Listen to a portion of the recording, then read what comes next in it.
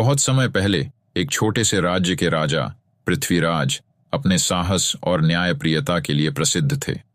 वह एक योग्य शासक थे, लेकिन एक रहस्यमय घटना ने उनके राज्य की शांति को तोड़ दिया। राज्य के एक दूर दराज गांव से एक अजीब खबर आई। वहां के लोग रातों रात गायब होने लगे थे। ये गायबियां निरंतर बढ़ती जा रही थीं और कोई भी समझ नहीं पा रहा था कि आखिर हो क्या रहा है।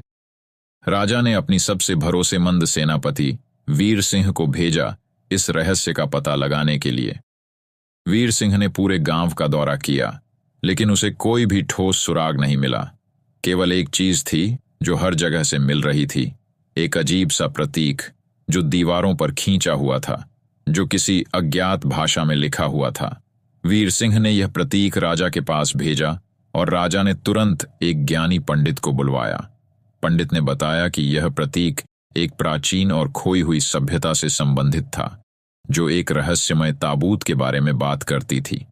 वह ताबूत कभी राज्य के भीतर कहीं छुपा हुआ था, और अगर किसी ने उसे खोलने की कोशिश की तो खतरनाक शक्तियां जाग सकती थीं। राजा ने खुद ताबूत की खोज शुरू कर दी, लेकिन जैसे जैसे वह गहरे जंगलों में जाने लगे, वैसे वैसे अजीब घटनाएं घटने लगीं।